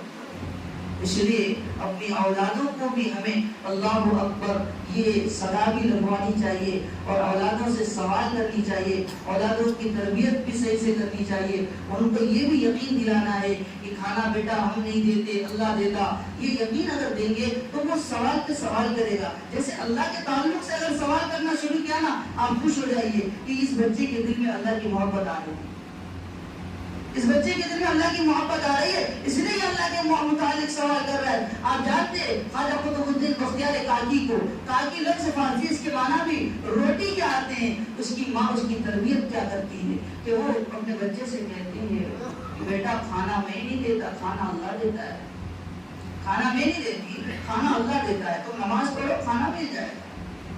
ماں روٹی بنا کر کے المریوں کے اندر کہیں جا کر کے چپکے سے رکھ دیتی تھی، اور بچے کو کہتا کہ بیٹا نماز پڑھو، نماز پڑھتا اور اس سے کہتی کہ جاؤ تلاش کرو، اللہ تعالیٰ کہیں رزق دے دیا ہو، وہ تلاش کرتے، اس کو مل جاتی، روٹی مل جاتی تھی۔ اسی طرح سے اپنی زندگی کے اندر اس کا یقین بڑھتا گیا۔ ایک دن یہ ہوا کہ اس کی ماں کہیں رشتہ داروں میں چلی گئی اور بچہ مدرسہ چلا گیا ہے، بچے کو جو مدرسے سے آنے کا وقت ہے، ماں کو خیال ذرا بھی نہیں رہا، کہیں کہ ایسے ہوتے ہیں جو مجالس ہوا کرتی ہے فنکشن ہے کہ جس میں آدمی الجھ کر کے لے جاتا ہے، یاد ہی نہیں رہتا، تو ایسا ان کے ساتھ واقعہ پیش آیا۔ اب وہ بڑی بے چین ہے، اب کھانا بھی بنا کر کے نہیں آئی ہے، کھانا رکھ کر کے بھی نہیں آئی ہے، آج میرے بچے کا کیا ہوگا؟ یا اللہ اس کی یقین کو بچا لینا، یا اللہ میں نے اس کے یقین کو بنانے کے لیے بڑی محنت کی ہے، یا اللہ تیری محبت اس کے اندر ڈالی ہے، یا اللہ اس کی یقین کو بنا لینا، اس کی یقین کو بچا لینا۔ کسی طرح وہ روتی بلکتی سسکتی دوڑتی بھی آ رہی ہے کہ کسی طرح سے آؤ اور جا کر کے کسی طرح اس کو سنبھالو، آ کر کے جیسے دیکھتی ہے کہ بچہ میرا آرام سے سویا ہوا ہے، جگاتی ہے کہ بیٹا تو بھوکا ہوگا، میں روٹی بنا دیتی ہوں، تم ذرا آرام کر لو۔ بیٹا کہتا ہے ماں روٹی بنانے کی بات کر رہی ہو، آپ ہی نے تو کہا نا کہ اللہ رب العزت کھانا دیتا ہے۔ میں نے اسی طریقے سے نماز پڑھی اور ماں میں نے ایسا کھانا کھایا آج جس کی لذت، جس کی مزہ ایسی تھی کہ اس سے پہلے ایسا کھانا کبھی نہیں کھایا تھا۔ کھانا جنت سے آیا، کیا تربیت! خواجہ قطب الدین بختیار کاکی ان کا نام ہوتا ہے۔ آج بھی مہرولی کے اندر، دلی کے اندر قطب مینار جس کے نام سے خواجہ قطب الدین قطب، وہ خواجہ وہی حضرت کا مزار ہے، ان کی جو درگاہ ہے وہی ہے۔ تو ہم جب عالم علماء بزرگان دین کے جو قبروں میں جاتے ہیں دیکھنے کے لیے نہیں، ان کی زیارت اس وجہ سے کرتے ہیں کہ یا اللہ کی جیسا بندہ ہمیں بھی بنا دیجیے، یا اللہ ان کی مغفرت تو ہو گئی ہے، ہمیں بھی مغفرت کر دیجیے۔ تو ان کے اس میں جا کر کے فاتحہ کے لیے وہاں کچھ مانگنے کے لیے نہیں، ان کے صدقے مانگنے کے لیے جاتے ہیں، ان کے اوپر نہیں مانگنا ہے تو وہی دے ہمیں، وہ کچھ نہیں دے سکتا۔ مزاروں میں جائیے لیکن اپنے دل کو صاف کر کے جائیے، یہ جاننا ہے کہ یہ جو ہے اندر یہ اللہ کا مقدس بندہ تھا، اولیاء ولی اللہ تھے۔ ہم ان کے قبر کی زیارت کریں گے، اپنی بھی آخرت کی فکر کریں گے، ہم اپنی آخرت کی اصلاح، اپنی آخرت کو بچانے کے لیے، صحیح کرنے کے لیے قبرستان جاتے ہیں، اسی طرح سے وہاں بھی جاتے ہیں، اپنی اصلاح مقصد ہے، کچھ اور نہیں، اس سے ہمیں کچھ نہیں مانگنا ہے، اس لیے کہ وہ کچھ نہیں دیتے۔ ایک آدمی آیا، ان کے جو ہے ایک ہاتھ بالکل فالج پڑے ہوئے تھے، وہ ہاتھ کام نہیں کر رہا تھا۔ اس سے پوچھا گیا کہاں جا رہا بھائی؟ کہہ رہا میں درگاہ میں جا رہا ہوں۔ تو کیا کرنے جا رہا ہوں؟ میں کہہ رہا کہ بابا سے اس ہاتھ کو صحیح کروانے کے لیے جا رہا ہوں۔ اس کو جواب دیا گیا بھائی جس کے تو دونوں ہاتھ ہی ختم ہیں، جہاں جا رہا ہے وہ تو پوری باڈی ہی ختم ہے۔ وہاں اللہ کے نبی صلی اللہ علیہ وسلم کے علاوہ کوئی بھی اپنے قبر مبارک میں زندہ نہیں ہے، کوئی بھی نہیں ہے، یہ عقیدہ یاد رکھیے گا۔ وہ تو ختم ہے، جو ختم ہے اس لیے آپ اللہ سے مانگیے. اللہ سے مانگنے کا تصور اپنے دماغ کے اندر بٹھائیے کہ اللہ سے سب کچھ ہوتا ہے، اس کے علاوہ کسی سے کچھ بھی نہیں ہوتا. آپ جائیں وہاں تو آپ وہاں اپنی آخرت کی فکر کیجیے. وہاں جا کر کے اللہ سے یہ دعا کیجیے، اللہ اتنا بڑا مقرر بندہ تھا، بڑا مقدس بندہ تھا، کہ اللہ ان جیسا ہمیں بھی بنا دیجیے، ان کے نقش قدم کو اختیار کرنے والا ہمیں بھی بنا دیجیے. اس نیت سے جا رہے ثواب کا کام ہے. دوسری نیت سے جا رہے وہی بدعت ہوتی ہے، وہ گناہ ہوتے ہیں جو ہم لوگ سمجھتے ہیں. ہم سوچتے ہیں کہ ہمارے باپ دادا ایسے کر کے آئے تھے، ہم تو یہی کریں گے، یہی کریں گے. تو یہ ایسی دلیل ہے، بہت ہی بھونڈی دلیل. یہ مشرکین مکہ کی دلیل تھی. یہ مشرکین کو جب اللہ کے نبی دعوت دیتے تھے، ایمان کی دعوت اسلام دیتے تھے، وہ یہی کہتے تھے کہ میرے باپ دادا وہی بت کی پوجا کر کے آئے ہیں، میں آپ کی بات کیوں مانوں؟ میرے خاندان جس پر تھے میں تو وہی کر کے آیا. اگر ہم بھی یہی کہتے ہیں کہ ہمارے باپ دادا یہ کر کے آئے تھے، ہمیں صحیح دین بتایا جا رہا ہے، نہیں مانتے ہیں، تو ہم بھی ان مشرکین مکہ کے اسی دلیل کے ساتھ. اس لیے ہم سب کو اپنے اصلاح کی فکر کرنی چاہیے. اور اسی طریقے سے اس رات کے اندر عبادت کے تعلق سے بات ہو گئی. قرآن کریم کی تلاوت، ذکر و اذکار، تسبیح وغیرہ وغیرہ، اور یہ سب عبادتیں کرنی چاہیے. جو بدعات تھی، رسومات تھی، جو الگ چیز تھی، اس کے بارے میں بھی نشاندہی ہو چکی کہ یہ کام ہمیں نہیں کرنی چاہیے. اور لیکن ایک بات اور جس کو بتا کر کے انشاءاللہ اپنی بات کو اختتام کروں گا، وہ بات یہ ہے کہ اس رات میں آپ کو بتایا گیا کہ یہ رات بری ہونے کی رات، جہنم سے بری ہونے کی. لیکن اللہ رب العزت 8 ایسے آدمی ہیں جن کی اس رات بھی بخشش نہیں فرماتے. 8 ایسے آدمی ہیں کہ اتانی جبرائیل علیہ السلام فقال هذه ليلة النصف من شعبان فقوموا ليلها وصوموا نهارها. اور یہاں تک فرمایا کہ فیقول نادى منادی، اللہ تعالیٰ آواز لگواتے ہیں، کہتے کہ حل من مستغفر، ہے کوئی مغفرت طلب کرنے والا جس کی مغفرت کر دی جائے؟ الا مسترزق، ہے کوئی رزق کا تلاش کرنے والا؟ ارے کس کس کی چوکھٹ پہ پھرتے پھرو گے، کہاں کہاں جاتے پھرو گے؟ مانگو اس چوکھٹ پہ آؤ، اس چوکھٹ پہ آؤ گے، کسی کی چوکھٹ پہ جانے کی ضرورت نہیں پڑے گی. اللہ کے سامنے سجدہ جھکاؤ اور کسی انسان کے سامنے جھکنے کی ضرورت نہیں پڑے گی. جو اللہ سے اپنا تعلق بنا لیتا ہے اس کو کسی انسان سے تعلق بنانے کی ضرورت نہیں پڑے گی. یاد رکھیے گا، الا مسترزق فارزقہ، کہ ہے کوئی رزق کا طلبگار جس کو میں رزق عطا کروں. اللہ کے نبی صلی اللہ علیہ وسلم نے یہاں تک فرمایا کہ فإن اللہ ينزل فيها لغروب الشمس إلى سماء الدنيا، کہ اللہ رب العزت مغرب غروب ہوتے ہی آسمانی دنیا پر اتر آتے ہیں اور یہ آواز لگاتے ہیں فیقول الا من مستغفر فاغفر له، الا مسترزق فارزقه، الا مبتلا فاعافيه. ہے کوئی مصیبت میں، تکلیفوں میں پریشان ہے کوئی، آؤ میں اس کی جو تکلیفیں دور کر دوں. ہے کوئی ایسا؟ اور ایسا ہی نہیں اللہ قضا اللہ قضا، ایسا ہی اللہ تعالیٰ بہت سارے کہتے رہتے ہیں کوئی پریشانی تو بلاؤ، پکارو. حتیٰ یطلع الفجر، یہاں تک کہ یہ آواز اللہ تعالیٰ فجر تک لگاتے ہیں. یہ وہ رات کی فضیلت ہے. اور اللہ کے نبی صلی اللہ علیہ وسلم نے فرمایا کہ هذه ليلة النصف من شعبان، یہ شعبان کی رات ہے. اللہ تعالیٰ سب کی جہاں مغفرت فرماتے ہیں، وہی ایسے آدمیوں کا بھی تذکرہ کیا کہ لا ينظر اللہ الى مشرک، لا ينظر اللہ فیہا الى مشرک. اللہ تعالیٰ اس رات میں مشرک کی مغفرت نہیں فرماتے. ابھی ہم نے شرک کی بات کی تھی. شرک جو مشرک اللہ کے علاوہ کی بھی عبادت کرتا ہے، اللہ کے علاوہ کو بھی پوجتا ہے اور اللہ کو بھی نہیں مانتا، سینکڑوں کروڑوں خداؤں کو مانتا ہے. یا مسلمان تو ہیں، صرف اللہ کے ہونے اور نہ ہونے کا یقین نہیں ہے، غیروں سے بھی ہونے اور یہ نہ ہونے کا یقین رکھا ہے. یہ آدمی بھی شرک میں مبتلا ہے. وَمَن يُشْرِكْ بِاللَّهِ فَكَأَنَّمَا خَرَّ مِنَ السَّمَاءِ فَتَخْطَفُهُ الطَّيْرُ أَوْ تَهْوِي بِهِ فِي يَوْمٍ. کہ ایسا ہے کہ جو آدمی شرک کرتا ہے گویا کہ وہ آسمان سے گر جاتا ہے اور پرندے اسے اٹھا کر بڑے دور لے جا کر کے پھینکتے ہیں. وَمَن يُشْرِكْ بِاللَّهِ فَقَدِ افْتَرَىٰ إِثْمًا عَظِيمًا. جو آدمی شرک کرتا ہے وہ اللہ کے ساتھ بہتان مانتا ہے. وَمَن يُشْرِكْ بِاللَّهِ فَقَدْ ضَلَّ ضَلَالًا بَعِيدًا. جو آدمی شرک کرتا ہے وہ بہت دور کی گمراہی میں جا پڑا ہے۔ وَمَن يُشْرِكْ بِاللَّهِ فَقَدْ حَرَّمَ عَلَيْهِ الْجَنَّةَ وَمَأْوَاهُ النَّارُ، جو آدمی شرک کرتا ہے وہ آدمی اپنے اوپر جنت کو حرام کر لیتا ہے اور جہنم کو اپنے اوپر واجب کر لیتا ہے۔ تو اس لیے شرک سے بچنے کی ضرورت ہے۔ ان اللہ لا یغفر ان یشرک، یہ قرآن کی آیتیں پڑھ رہا ہوں میں شرک کے تعلق سے، کہ ان اللہ لا یغفر ان یشرک بہ ویغفر ما دون ذلک لمن یشاء، اللہ تعالی ہر گناہ کو معاف کرنے پر قادر ہے اور ہر گناہ کو معاف فرما دیں گے، لیکن شرک کرنے والے کو کبھی معاف نہیں کریں گے، اس لیے کہ اللہ کے ساتھ اس نے شریک کیا ہے، کسی اور کے ساتھ نہیں، اللہ کے ساتھ شریک ہے۔ ان الشرک لظلم عظیم، شرک بہت بڑا ظلم ہے، بہت بڑا۔ اللہ رب العزت ہم سبوں کو شرک سے بچائے۔ یہ مشرکین جو ہے نا وہ شرک جھلی کرتے ہیں، یعنی کھلے عام اللہ کے علاوہ عبادت کرتے ہیں دوسرے کی۔ ہم مسلمان کبھی کچھ کرتے ہیں اللہ کے علاوہ دوسرے سے بھی ہونے کا جو یقین کرتے ہیں، ہم شرک خفی کرتے ہیں، یعنی شرک ایسا ہے دکھتا نہیں ہے لیکن وہ بھی شرک۔ یہ جھلی کا مطلب یہ کھلے عام شرک کرتے ہیں، اس لیے شرک سے اللہ تعالیٰ ہم سبوں کی حفاظت فرمائے۔ اگر ہم شرک کریں گے تو اس رات میں ہماری مغفرت نہیں ہو سکتی۔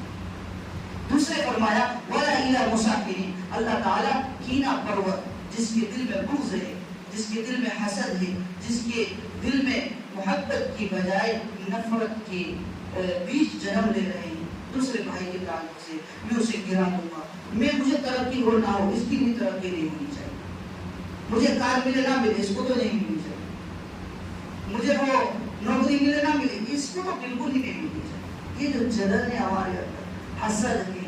عن ابي هريره رضي الله تعالى عنه قال قال النبي صلى الله عليه وسلم لا تحسدوا ولا تناجشوا ولا تباغضوا وكونوا عباد الله اخوانا، آپس میں حسد نہ کرو، آپس میں حسد نہ کرو۔ حسد یہ ایسی چیز ہے، ایسی چیز ہے کہ جس طرح سے حسد انسان کو ایسے کھاتی ہے جس طرح سے آگ لکڑی کو کھاتا ہے۔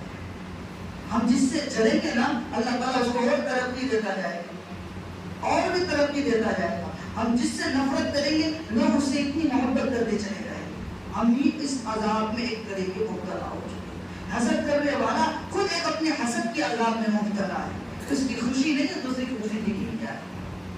تو کینہ پرور، بغض رکھنے والا اور اپنے اندر حسد لے کر کے پھرنے والا، ایسے شخص کے بھی اللہ رب العزت مغفرت نہیں فرماتے ہیں۔ اس لیے ہمیں دوسرے سے محبت کرنے کی، دوسروں سے خوش رہنے کی توفیق دے۔ جلنے والی، کینہ والی، بغض والی صفات ہمارے دل سے اللہ تعالیٰ مٹا دے اور ہم سب مٹا دے۔ مٹا دے بھائی۔ اور تیسرے نمبر پہ آتے ہیں وَلَا إِلَى قَاطِعِ الرَّحِمِ، جو رشتہ قطع کرنے والا ہے۔ رشتہ قطع کرنے کا مطلب کیا ہے؟ کہ دوست ہے، بھائی ہے، رشتہ دار، خالہ ہے، خالو ہے، کوئی بات ہوئی رشتہ قطع کر لیا، نہیں بات کرتے ہم آپ سے اور بات بھی نہیں کر رہے، کئی دن ہو گئے بات نہیں کر رہے۔ حدیث میں آتا ہے کہ کسی بھی انسان کو اپنے مسلمان بھائی سے یہ اجازت نہیں ہے کہ وہ 3 دن سے زیادہ بات نہ کرے۔ اور یہ 3 دن سے زیادہ میں بات نہ کرنے کی بات کس تعلق سے آئی ہے؟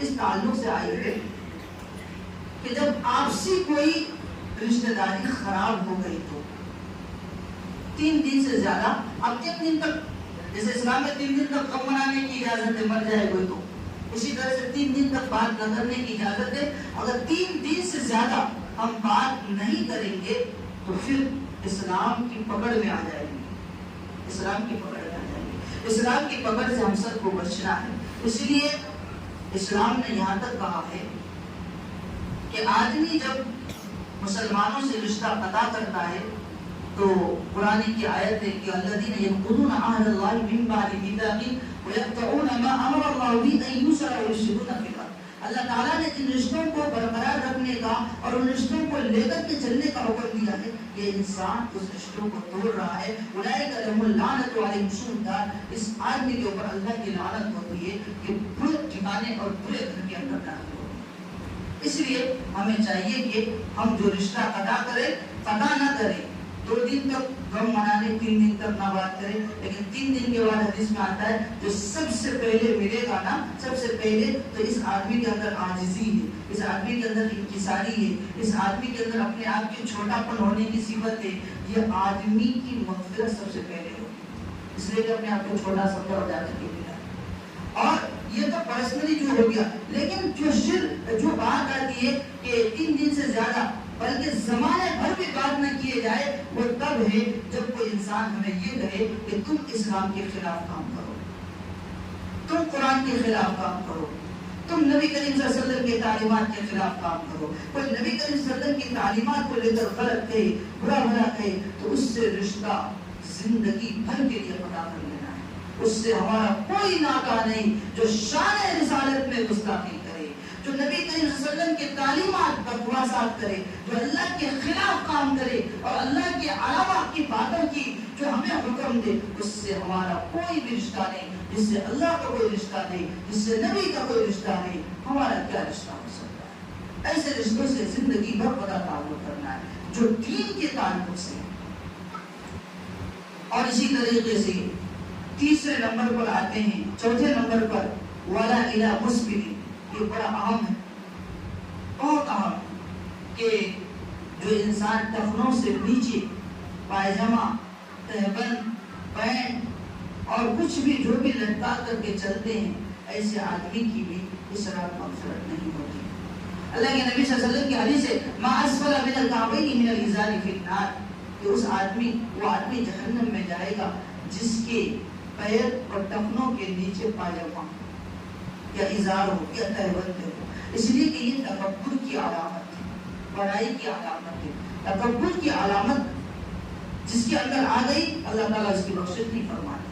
اور تکبر کا اگر مطلب سمجھنا ہے تو اس لفظ سے سمجھیے کہ جب انسان بڑائی دکھاتا ہوا چلتا ہے، سینہ چوڑا کر کے چلتا ہے، ہم تو گاؤں کے پردھان ہیں، MLA ہیں، ہمارے پاس دولت ہے، ہمارے پاس شراوت ہے، ہم بہت کچھ ہیں، اور حقیقت میں کچھ بھی نہیں ہے۔ وہ جب لے کے چلتا ہے نا تو زمین شکایت کرتی ہے اللہ سے، یا اللہ اگر آپ کی اجازت ہو نا اس آدمی کو یہی گڑبڑ سنو گے، یہ جو بڑا بنا پھر رہا ہے نا یہ کس چیز کا بڑا ہے؟ یا اللہ اللہ اکبر، تو تیری صفت ہے، ساری کبریائی تیری ہے، ہر چیز میں بڑا تو ہے، یہ انسان آپ کے شریک ہو رہا ہے، یہ کہہ رہا ہے کہ میں بڑا ہوں، یا اللہ میں تو اس کو دبوچنے کا دل کرتا ہے۔ اللہ تعالیٰ کہتے ہیں زمین سے کہ تھوڑا صبر رکھو، مرنے کے بعد تمہارے پاس ہی آئے گا، مرنے کے بعد تمہارے پاس ہی آئے گا، اس وقت حساب کتاب کر لینا۔ اور جب روایت میں آتا ہے کہ جب انسان مر جاتا ہے اور جو تکبر والی صفت میں مرتا ہے، بڑائی والی، خاندانوں میں بڑائی دکھا رہا ہے، میں تو ہوں، تم کیا ہو، کچھ بھی نہیں، ارے اوقات دے اپنی اوقات، ارے یہ اوقات کی بات کرنے والے قبر کے اندر جب جاتے ہیں نا تو دونوں قبر کی دیواریں ایسے ملائی جاتی ہے کہ اس کی ہڈی پسلی ساری بکھر کر جاتی ہے۔ بتاؤ آج اوقات کیا تمہاری اوقات ہے؟ کون سی اوقات کی بات کر رہے ہو؟ تو اس لیے علماء فرماتے ہیں کہ جب ہم زمین پر چلے اور تکبر کی صفت انسان کی فطرت آ سکتی ہے تو غور کرے، زمین کو دیکھیں اور کہیں کہ اسی زمین میں جانا ہے۔ اور یہ اگر ہم تکبر کر رہے ہیں تو یہ زمین اللہ سے شکایت کر رہی ہوگی میرے بارے میں، اگر ہم اپنا باز نہیں آئے تو قیام رکھی قبر کے اندر میرا یہ حشر ہوگا۔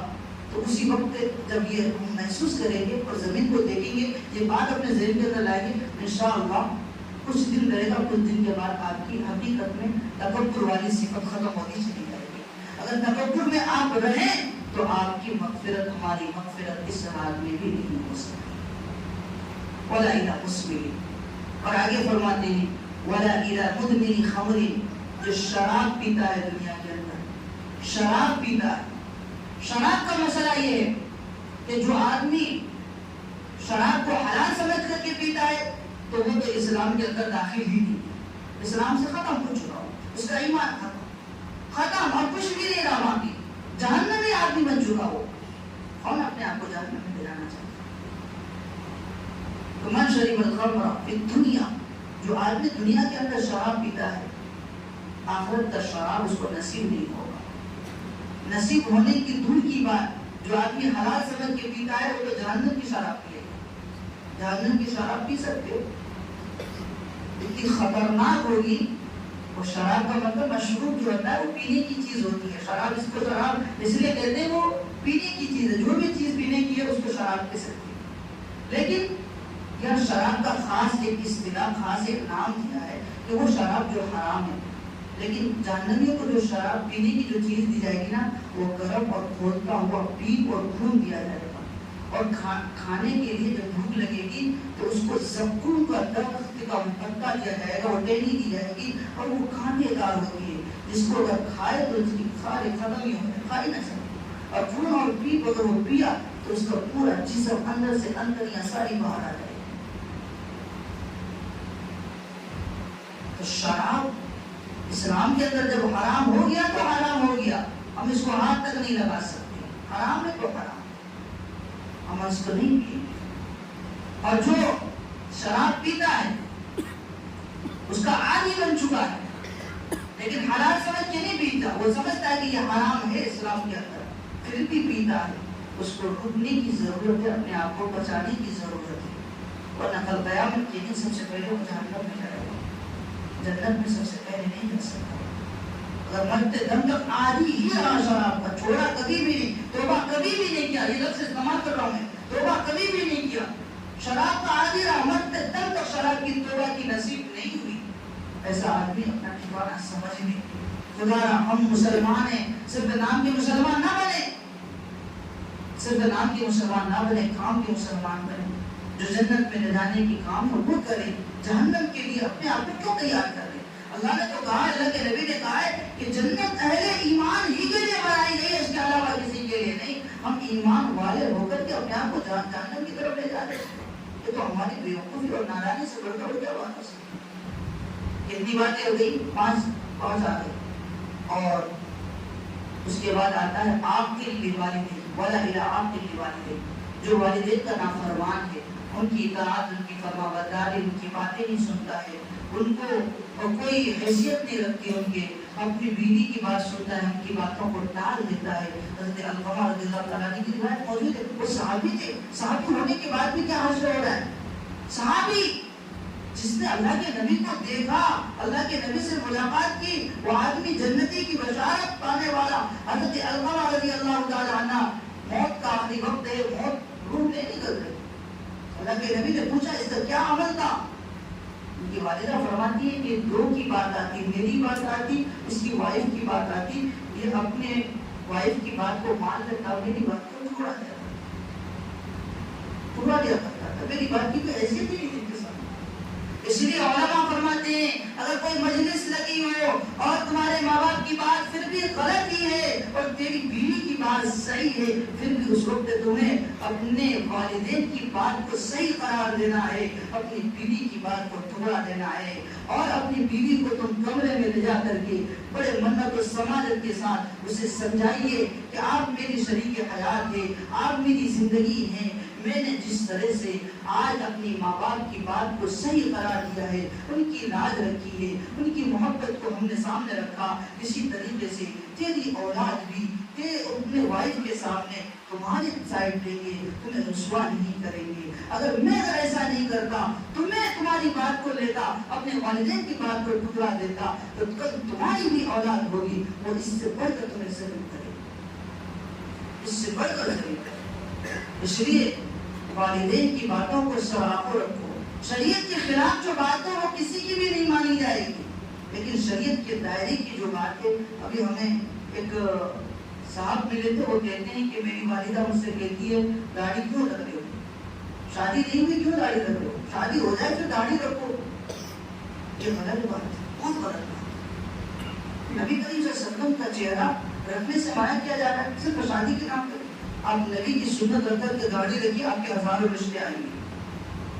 سنت سمجھ کے رکھ کے دکھائیے، دل سے کر کے دکھائیے کہ جائے دنیا باہر میں نبی کی سنت، نبی کی سیرت، نبی کی سنت کو لے کے چلنے والا انسان ہوں. میں اپنے چہرے میں نبی کا چہرہ لانے والا انسان ہوں. وہ کون عورت ہوتی ہے جو نبی کی شریعت سے بغاوت کرے؟ تو ہماری ماں بہنوں کو بھی سمجھنے اور سمجھانے کی ضرورت ہے کہ داڑھی کے تعلق سے اپنے بچوں کو نہ روکیں. ارے وہ نبی کی سنت زندہ کرنا چاہتے ہیں، آپ اس کو منع کر لیں. بہت غلط بات ہے، بہت غلط بات ہے. ہزاروں رشتے فرشتے ایسے ان کی قدموں میں ہوں گے جس نے نبی کی سنت کو اپنایا. نبی کی سنت کو اولاد ہے. بتائیے کتنے اچھے رشتے کر لیتے ہیں, وہی پھر زندگی میں بس سکون ہی نہیں, چین ہی نہیں, ہمیشہ شکایتیں, وہ ساری چیزیں ہوتی رہتی. وہی جب سنتوں کو چھوڑیں گے تو یہ ہاں ہوگا. جس ماں اپنی اولاد کو داڑھی رکھنے منع کرتی ہے, وہی اولاد, وہی ان کی وائف کل اس کو ستا کر پریشان کر کے اس کو گھر سے باہر رکھ کے مار کے نکالتی ہے. کہ ہماری ہی تربیت کی جو ہم نے کی ہے, ہمارا یہ جو حال ہوا ہماری تربیت کا نتیجہ ہوا نا, اس کے علاوہ کچھ نہیں. تو 6 نمبر میں کیا گئے, شراب کے تعلق سے. اس لیے شراب سے بھی ہم توبہ کریں. اگر شراب سے توبہ نہ کیے تو اس رات بھی ہماری مغفرت نہیں ہوگی. اور اس طرح سے آخر میں 2 اور چیزیں رہ گئی ہے. زانی, ایک روایت کا حدیث میں آتا ہے کہ ولا زانیۃ بفرجہا, جو آدمی زنا کرتا ہے شریعت کا مقرر کردہ جو جائز اور حلال طریقہ ہے وہ نکاح ہے. نکاح کے بغیر کوئی آدمی جنسی ملاپ کرتا ہے, کوئی غلط کام کرتا ہے, اس کو زنا کہتے ہیں. اور زنا کرنے والے کی مغفرت اس رات میں نہیں ہوتی, اور زنا کرنے والے کے چہرے سے نور ختم ہو جاتی ہے, آنکھیں دب جاتی ہیں, انسان کا جسم خود دنیا کے اندر گلنا شروع ہو جاتا ہے. اور زنا ایک ایسا قرض ہے, اگر میں زنا کروں گا تو میری وائف یا میری بیٹی کسی نہ کسی کے ساتھ زنا ضرور ہوگا, ضرور ہوگا. ایک بادشاہ تھا, وہ زنا کا عادی تھا, زنا کر چکا تھا, اور وہ حدیث کو غلط کرنا چاہتا تھا کہ اس کے بعد بھی اس کے خاندان میں کسی سے زنا یہ بدلہ ہے, وہ بدلہ ہوگا. وہ حدیث کو غلط کرنا چاہتا تھا, اس کے پیچھے لگا پڑا تھا. اللہ کا کرم ہے, حدیث کبھی غلط نہیں ہوتا. اللہ کے نبی نے جو کہہ دیا تو کہہ دیا کہ وہ اپنے گھر میں کسی اجنبی آدمی کو آنے جانے بالکل بھی نہیں دیتا تھا. لیکن اپنے ہی گھر میں تو وزیر بھی ہے نا, اس کے گھر کے اندر وزیر ہوں گے, کام کرنے والے ہوں گے, اسی کے ساتھ اس کی بیٹی غلیظ کام کرتی ہے, زنا کا تصور کرتا ہے. جب بادشاہ کو معلوم ہوتا ہے تو کہتا ہے کہ اللہ کی نبی کی حدیث غلط نہیں ہو سکتی. اس لیے اپنے آپ کو زنا سے بچانے کی ضرورت ہے. زنا سے انسان کی رزق ختم ہو جاتا ہے, زنا سے انسان کی صورت بگڑ جاتی ہے, زنا سے انسان کی آنکھیں دب جاتی ہے. اور زنا اتنی خطرناک چیز ہے کہ یہ کل قیامت کے دن بڑے ذلیل اور رسوا تو ہوں گے ہی, اس سے پہلے بھی دنیا کے اندر اسلامی قانون بھی زنا کا یہی ہے کہ اگر شادی شدہ ہو کر کے زنا کرتا ہے اس کو اتنے پتھر مارو کہ جب تک موت نہ ہو جائے. اور اگر غیر شادی شدہ اگر زنا کرتا ہے تو اسلام نے 80 کوڑے لگانے کا حکم دیا. 80 کوڑے میں لگنے میں بچے یا ختم ہو جائے. تو اس لیے جو جائز طریقہ ہے نکاح کا, اس کو اپنائیے. اس کے علاوہ جو غلط جو طریقہ ہے آج کے زمانے میں گرل فرینڈ انگلش میں بولتے ہیں, کیا بولتے ہیں اور کیا نام دیتے ہیں اس چیز کو, ان چیزوں سے مسلمانوں خدا را اپنے آپ کو بچاؤ. یہ اسلام کی تعلیمات نہیں ہے, اسلام کی تعلیمات کے اسلام کے منشا کے خلاف ہے. اس لیے اللہ تعالیٰ ہم سبوں کو زنا کی وبا سے بچائے. اور اللہ تبارک و تعالیٰ نے قرآن کریم کے اندر کہا کہ الخبیثات للخبیثین والخبیثون للخبیثات والطیبات للطیبین والطیبون للطیبات. چاروں طرف سے گھیرا ہے انسان کو. اگر انسان زنا کرے گا اس کی وائف بھی زناکار رہے گی, اگر عورت زناکار ہوگی اس کا ہسبینڈ بھی زناکار ہوگا, اگر انسان پاک ہوگا اس کی وائف بھی پاک ہوگی, اگر عورت پاک ہوگی اس کو پاک دنیا بھی ملے گا. یہ اسلام کا قانون. تو اس لیے اپنے آپ کو اس کے اندر میں چھوڑ کر کے دیکھنا, ہم جو کریں گے ہماری وہی آئے گی. ہم پھر وہ تمنا نہ رکھیں ہم کریں سب کچھ اور ہماری آئی بہت اچھی. تو اس لیے اپنے آپ کو بچائیے. اور زنا سے اگر ہم بچیں گے تو ہم اپنی اولاد کی صحیح تربیت کر سکتے ہیں, اپنی اولاد کو صحیح راہ پر لا سکتے ہیں. یہ بھی بہت بڑا طریقہ ہے اپنی اولاد کی تربیت کا. اپنی اولاد کی تربیت کا پھر ہم ریلیشن پہ کرتے ہیں, ہماری اولاد ہماری بات نہیں مانتی, بڑی نافرمان ہوتی جا رہی ہے, وہ بھی میری بات نہیں مانتے. کیا ہے بھائی, ہماری بھی تربیت کا نتیجہ ہے. ہم نے ہی وہ چھوٹ دینی, ہم نے ہی وہ ساری چیزیں ان کو دے دی، ہم نے ہی وہ غلط کام کیا، ہم نے ہی اپنی زندگی کو صحیح نہیں بنایا، تو ہماری اولاد کس طرح سے صحیح ہو؟ اور 8ویں نمبر پر آتا ہے قاتل نفس. کوئی انسان کسی کو قتل کر دیتا ہے. آج کل کا زمانہ بڑا خراب چل رہا ہے. کوئی کسی کی بات نہیں مانی، آپسی کچھ رنجشیں ہوئی، کچھ باتیں ہوئی، سیدھے تلوار نکالی، بندوق نکالی، گولی مار دی، ختم نہیں کر دیا. قتل. اور اللہ تبارک و تعالیٰ نے قتل کے تعلق سے کہا کہ من قتل نفسا، جو انسان جب کسی انسان کو قتل کرتا ہے نا، فقتل الناس جميعا، گویا کہ اس نے پوری انسانیت ہی کو قتل کر دیا، پوری انسانیت ہی کو قتل کر دیا. آج لوگ بہت زیادہ قتل کے معاملے پائے جا رہے ہیں. لوگوں کے اندر اس قتل کی وبا سے اپنے آپ کو بچانا ہے، اور کسی سے اگر قتل کا یہ ہو جاتا ہے تو اسلامی قانون یہ کہ اس کو بھی قتل کر دیا جائے. اور ایسے آدمی کی آج مغفرت نہیں ہوتی، اس سے بڑھ کر اور کیا بات ہوگی. اسی لیے لڑائی جھگڑے سے اپنے آپ کو بچانا ہے. رمضان کا مہینہ بڑا قریب ہے، بالکل ہی آتا چلا جا رہا ہے. جیسے میں نے کہا تھا کہ صبح جیسے ہوتی ہے تو ڈائریکٹ سورج کی کرنیں نہیں آتی، صبح صادق ہوتی، تھوڑا اندھیرا ختم ہوتا، تھوڑی سفیدی، تھوڑی روشنی، روشنی آتے آتے آتے اس طرح سے روشنی سورج کی آنے شروع ہوتی ہے. جیسے 12 بجتا ہے بہت زیادہ روشنی آ جاتی ہے. اسی طرح سے شب برات آج کی رات سے یہ چیز اب شروع ہو چکی ہے کہ یہاں سے رحمتوں کا مہینہ جیسے شروع ہونے والا ہے، اس سے پہلے ہی رحمت کے سائے میں ہم لوگ آنا شروع ہو چکے ہیں، اور رحمت اسی طریقے سے آنا شروع ہو چکا ہے، اور رحمت رمضان آتے آتے بہت زیادہ آ جائے گی. اس لیے اپنے آپ کو عبادتوں میں لگانے کی ضرورت ہے، گناہوں سے بچنے کی، گناہوں سے توبہ کرنے کی ضرورت ہے، رمضان کی قدر کی کرنے کی ضرورت ہے. رمضان کے اندر تراویح کا جو مسئلہ ہے، ہم تراویح پڑھیں گے اور دل کے ساتھ پڑھیں گے، قرآن کے ساتھ محبت کے ساتھ پڑھیں گے، اور نبی کریم صلی اللہ علیہ وسلم کی عشق میں ڈوب کر کے پڑھیں گے. اگر ہمارے اندر عشق نبوی نہیں ہوگا، قرآن کی تعلیمات ہمارے دل کے اندر نہیں ہوگا، اس کی اہمیت ہمارے اندر نہیں ہوگی، ہم کسی نام کے مسلمان ہیں، کام کے کوئی مسلمان نہیں ہے، تو پھر ہم اپنے اوپر کے تمام سہولیات کی جو قیامت میں ملنے والی ہے اس کی تمنا بھی چھوڑ دینی چاہیے. اس لیے ہم محبت کے ساتھ قرآن کو سنیں گے، تراویح کی نماز پڑھیں گے جو نبی کریم صلی اللہ علیہ وسلم کی سنت مقتدیہ ہے، ہم اس کو بھی ادا کریں گے، رمضان کے روزے بھی رکھیں گے، اور اسی طریقے سے جو بھی چیزیں صحیح طریقے سے کرنے کی ہے انشاءاللہ ان تمام چیزوں پر ہم عمل کریں گے بھائی. آج کی رات بڑی بابرکت رات ہے.